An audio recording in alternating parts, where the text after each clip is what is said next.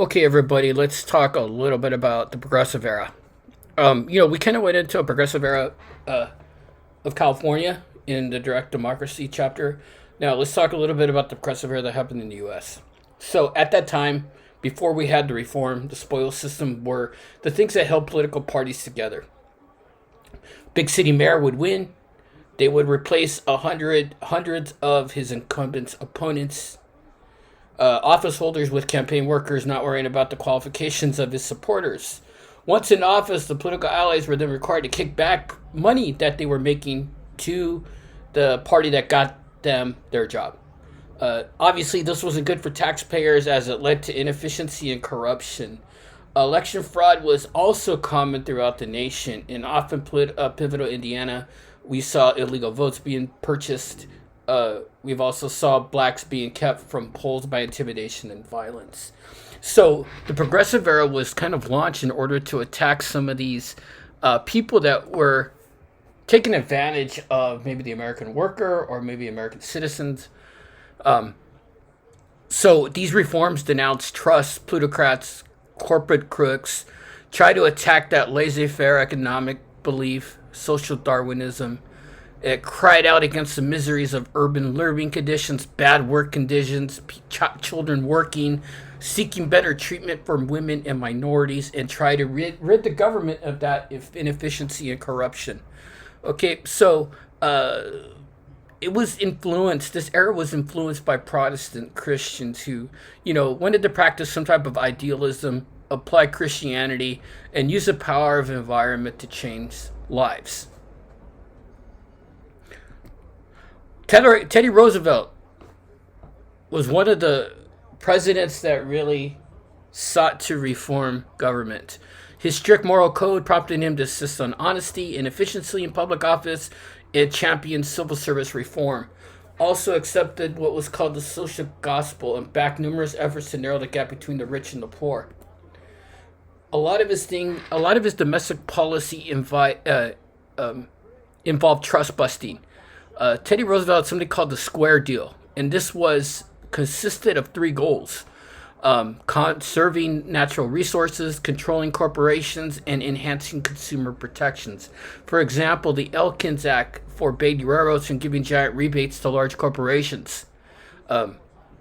This was important because then there couldn't be any corruption for the railroads through the corporations. We also had the Sherman Act, which restrained trade and abuse of monopoly power.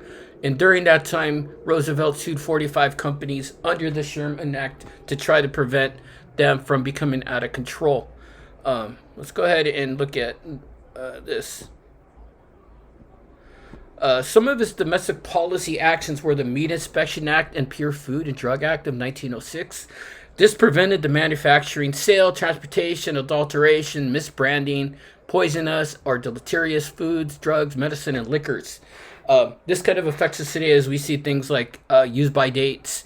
Obviously a store like Bond's or Safeway or Albertsons or Ralph's or Kroger's can't sell meat that is expired or milk that is expired or drugs that are expired and so on. Also, some of the progressive era amendments included income tax that was used to fund our government and to generate a revenue source for the government. 17th Amendment, which was calling for the direct election of senators to reduce political corruption. Prior to the 17th Amendment, remember the state officials were the ones that elected the senators. Now we directly elect them as citizens. The 18th Amendment was used to prohibit alcohol, prohibit the consumption of alcohol, prohibit the manufacturing alcohol. Things like spousal abuse, family neglect, chronic unemployment all played a role in this. And the 19th Amendment gave women the right to vote. Roosevelt also wanted a strong foreign policy. He wanted to be a bold, vigorous force in the international affairs. And he felt that this was the duty of the United States to be the world police. And that's something that we still have today. Should we be the world police or should we not get involved in certain issues? He was aware of the growing naval might of Germany and Japan. He also contended that national dignity, even self-preservation, demanded military prowess in the world of competing powers. He also enforced something called the Hay Pasaforte Treaty, which built, controlled, and fortified a canal down in Panama.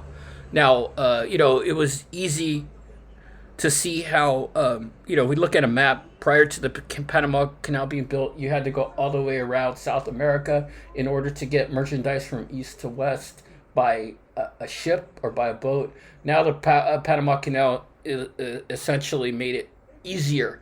Now, the United States had controlled it. Now they gave control back to the country of Panama.